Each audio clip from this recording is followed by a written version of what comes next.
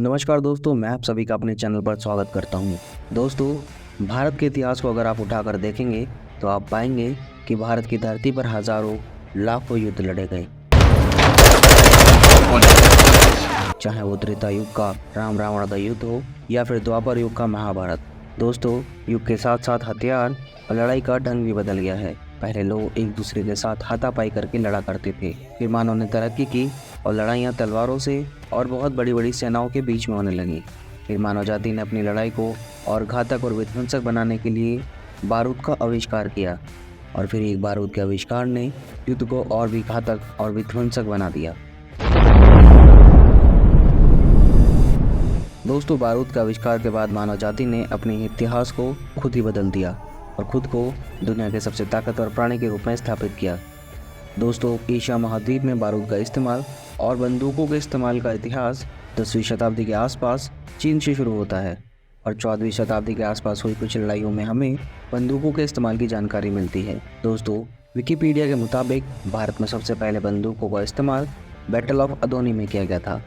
Battle of अदोनी Deccan के बहमनी सल्तनत के राजा मोहम्मद शाह द फर्स्ट ने विजयनगर एम्पायर के राजा हरिहर द सेकंड के खिलाफ लड़ी थी, और तब से लेकर अब तक मुगल, राजपूत, मराठा, अंग्रेज और अब भारतीय सेना बंदूकों का इस्तेमाल लड़ाइयों और खुद की रक्षा के लिए करती है। परंतु दोस्तों, आप नोटिस करेंगे कि आपको भी भारतीय सेना या भारतीय पुलिस द्वारा इस्तेमाल होने वाली बंदूकों के बारे में शायद ही कोई जानकारी होगी। अगर किसी बंदूक का आपने सबसे ज़्यादा नाम सुना होगा तो वो होगा AK-47 का। और इसके अलावा अगर आपने किसी घातक बंदूक का नाम सुना है तो हमें कमेंट करके ज़रूर बताइएगा। लेकिन दोस्तों, इन बंदूकों के बारे में हमें इतनी कम जानकारी होने का कारण ये भी है कि भारत में गन कल्चर ना के बराबर है, और दूसरा कारण ये भी है कि भारत ने आज़ादी के बाद से इन हथियारों को विदेशों से ही इंपोर्ट किया है, और हमारी मीडिया को पाकिस्तान पर परमाणु बम गिराने और बॉलीवुड की खबरों से फुर्सत मिले तो इन खबरों को दिखाएगा। इसलिए भी हम लोगों को इन हथियारों के बारे में जानकारी ना के बराबर है। दोस्तों, भारत अपनी सेनाओं के लिए ज़रूरी बंदूकों के लिए हमेशा ही विदेशी कंपनियों पर निर्भर रहा है। स्मॉल आर्म सर्वे द्वारा publish report Indian arm violence assessment report के अनुसार भारत 2012 तक अपनी आर्मी और डिफेंस फोर्सेस के लिए बंदूकों को विदेशी कंपनियों से आयात करता रहा है। इसी रिपोर्ट में आप थोड़ा नीचे जाएंगे तो आप देखेंगे कि भारत स्वदेशी राइफल इंसास के अलावा और कोई भी भारत में निर्मित बंदूकें अपनी सेना में इस्तेमाल नहीं करता है। लेकिन दोस्तों, इस रिपोर्ट में जो डेटा इस्तेमाल किया गया है वो सिर्फ 2012 तक का है। अब भारत हर क्षेत्र में आत्मनिर्भर बनता जा रहा है, फिर चाहे वो सूर्य की ओर भेजा गया स्वदेशी खोजी मिशन आदित्य L1 हो, या फिर मालदीव जैसी टूरिस्ट डेस्टिनेशन को छोड़कर लक्षद्वीप जैसे भारतीय द्वीप को वर्ल्ड क्लास टूरिस्ट डेस्टिनेशन बनाना हो। भारत हर क्षेत्र में स्वदेशी तकनीक से निर्मित हथियारों से झंडे गाड़ रहा है।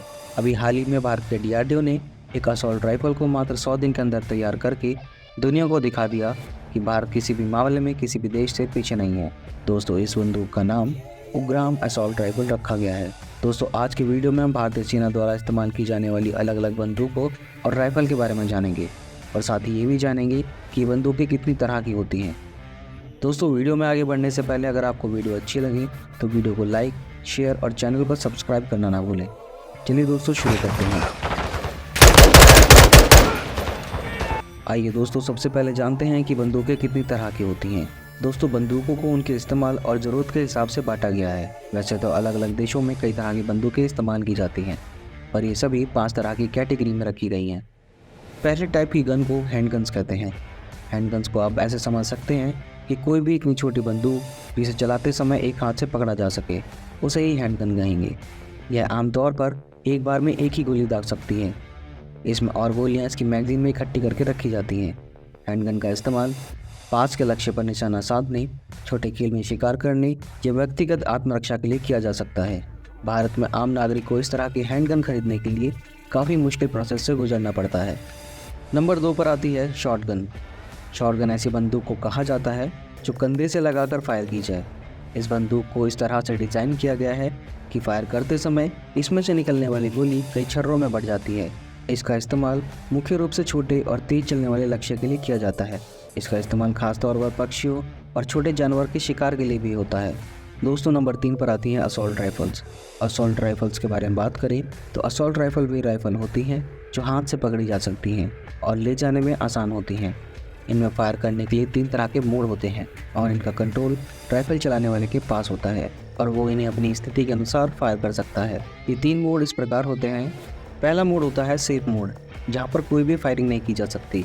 दूसरा होता है सेमी ऑटोमेटिक मोड, जहाँ बंदूक ऑटोमेटिकली अगली फायर के लिए खुद को तैयार करती है, हम इसे सेल्फ लोडिंग कह सकते हैं। और तीसरा होता है ऑटोमेटिक मोड, जिसमें एक बार ट्रिगर दबाने के बाद लगातार फायर की जा सकती है।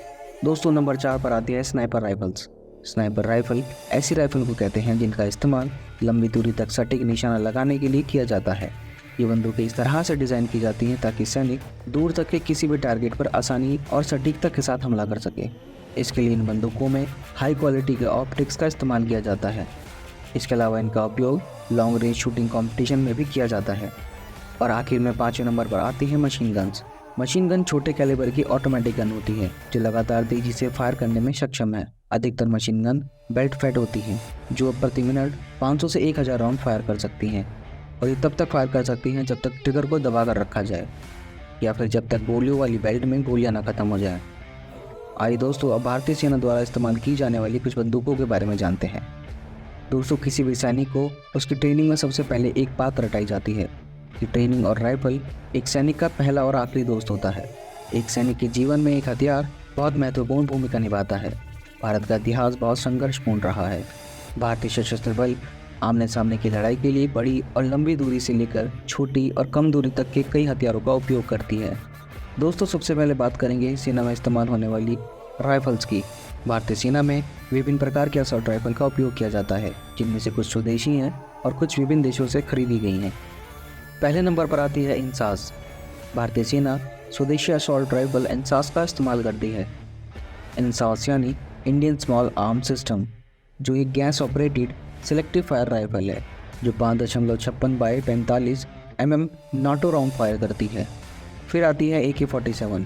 भारतीय सेना भी बड़ी संख्या में AK-47 राइफलों का इस्तेमाल करती है। इनका इस्तेमाल हमारे सैनिक बड़े पैमाने पर करते हैं। ये राइफलें रूस और रोमानिया जैसे देशों से आयात की जाती हैं। फिर आती है AK-74। AK-74 AK-47 का ही एक टाइप है जो 5.45 बाई 39 mm राउंड फायर करने की क्षमता रखती है। परंतु दोस्तों भारतीय सेना में इन राइफलों की संख्या बहुत कम है। इसके बाद आती है TAR-21। TAR-21 ये एक इजरायली कंपनी द्वारा निर्मित असॉल्ट राइफल है जो 5.56 by 45 mm NATO round fire करती है। भारतीय सेना इस राइफल का इस्तेमाल मुख्य रूप से आतंक विरोधी अभियानों में करती है। इसके बाद आती है M16A2। M16A2 एक अमेरिकन मेड असॉल्ट राइफल है जो 5.45 बाई 39 mm राउंड फायर करने की क्षमता रखती है। भारतीय सेना इन राइफल्स का इस्तेमाल भी बहुत कम संख्या में करती है। दोस्तों भारतीय सेना लंबी दूरी की गतिविधियों के लिए विभिन्न प्रकार की स्नाइपर गन्स का भी इस्तेमाल करती है। आइए दोस्तों भारतीय सेना द्वारा इस्तेमाल की जाने वाली कुछ स्नाइपर गन्स के बारे में जानते हैं। दोस्तों पहले नंबर पर आते हैं विध्वंसक स्नाइपर गन। दोस्तों भारतीय सेना विध्वंसक नाम की made in India sniper gun का इस्तेमाल करती है जो 7.62 by 51 mm NATO round fire करने की क्षमता रखती है। इसकी मारक क्षमता 1200 मीटर तक है और इसका उपयोग भारतीय सेना की पैदल सेना इकाइयों द्वारा किया जाता है। दोस्तों इसके बाद आती है बैरेट M95। बैरेट M95 एक अमेरिकन मेड स्नाइपर राइफल है जो 0.50 BMG राउंड फायर करती है। इसकी मारक क्षमता 1800 मीटर तक है और इसका उपयोग भारतीय सेना के स्पेशल फोर्सेज यूनिट द्वारा किया जाता है। फिर आती है Beretta Scorpio TGT। Beretta Scorpio TGT एक इटालियन मेड स्नाइपर राइफल है जो 0.338 लापुआ मैग्नम राउंड फायर करती है। इसकी मारक क्षमता 1500 मीटर है और इसका उपयोग भारतीय सेना की विशेष बल इकाइयों द्वारा किया जाता है।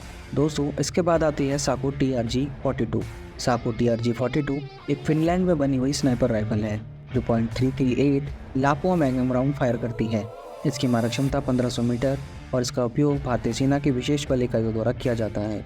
इसके अलावा भारतीय सेना रशियन मेड ड्रैगोनोव स्नाइपर राइफल का भी इस्तेमाल करती है जो 7.62 बाई 54 mm राउंड फायर करती है, जिसकी मारक क्षमता 800 मीटर तक है और इसका उपयोग भारतीय सेना की पैदल इकाइयों द्वारा किया जाता है। दोस्तों असॉल्ट राइफल और स्नाइपर बंदूकों के बाद हमारी भारतीय सेना मशीन गन्स का भी इस्तेमाल करती है। भारतीय सेना कवरिंग फायर, दमनकारी फायर और दूर से लक्ष्य पर हमला करने के लिए विभिन्न प्रकार की मशीन गनों का इस्तेमाल करती है। आइए दोस्तों भारतीय सेना द्वारा इस्तेमाल की जाने वाली कुछ मशीन गनों के बारे में जानते हैं। दोस्तों पहले नंबर पर आती है इंसास LMG। इंसास यानी इंडियन स्मॉल आर्म सिस्टम। और LMG यानी लाइट मशीन गन। दोस्तों ये एक बेल्ट फेड मशीन गन है जो 5.56 by 45 mm NATO round fire करती है। ये बंदूक 1 मिनट में 650 राउंड फायर कर सकती है और इसका उपयोग भारतीय सेना की पैदल इकाइयों द्वारा किया जाता है। इसके बाद आती है FN मैग। FN मैग एक बेल्जियन मेड मशीन गन है जो 7.62 by 51 mm NATO round fire करने की क्षमता रखती है। ये मशीन गन 1 मिनट में 600 से 1000 राउंड फायर कर सकती है और इसका उपयोग भारतीय सेना की पैदल इकाई और स्पेशल फोर्सेस यूनिट द्वारा किया जाता है। इसके बाद आती है PKM यानी पुलेमियोन क्लाशनिकोव मॉडर्न ज़ीरोवानी। ये एक रशियन मेड मशीन गन है जो 60.62 बाय 54 mm राउंड फायर करती है। ये मशीन गन 1 मिनट में 650 से 800 राउंड फायर कर सकती है और इसका उपयोग भारतीय सेना की पैदल इकाइयों द्वारा किया जाता है। फिर आती है ब्राउनिंग M2। ब्राउनिंग M2 एक American made heavy machine gun है जो 0.50 BMG राउंड फायर करती है। ये मशीन गन 1 मिनट में 450 से 600 राउंड फायर कर सकती है और इसका उपयोग भारतीय सेना की पैदल इकाई और विशेष बल इकाई द्वारा किया जाता है। और दोस्तों आखिर में हम जिस मशीन गन के बारे में बात करने वाले हैं वो है NSV यानी निकितिन शेवेचेंको विंटोव। ये एक Russian made heavy machine gun है जो 12.7 बाय 108 mm राउंड फायर करती है। ये मशीन गन 1 मिनट में 700 से 800 राउंड फायर कर सकती है और इसका उपयोग भारतीय सेना की पैदल सेना और विशेष बल इकाइयों द्वारा किया जाता है। दोस्तों आज की वीडियो में हमने जाना कि भारत में बंदूकों का इतिहास क्या रहा है और ये बंदूकें कितनी प्रकार की होती हैं। साथ ही हमने भारतीय सेना में इस्तेमाल होने वाले कुछ घातक बंदूकों के बारे में भी जाना। दोस्तों इसके अलावा हमने जाना कि भारत के DRDO ने एक असॉल्ट राइफल को मात्र 100 दिन के अंदर तैयार करके दुनिया को दिखा दिया कि भारत किसी भी मामले में पीछे नहीं है और इस बंदूक का नाम उग्राम असॉल्ट राइफल रखा गया। दोस्तों आपको ये वीडियो कैसी लगी हमें कमेंट करके ज़रूर बताइएगा। वीडियो को अंत तक देखने के लिए आप सभी का बहुत बहुत धन्यवाद। जल्द ही मिलते हैं नए वीडियो के साथ, तब तक के लिए जय हिंद जय भारत।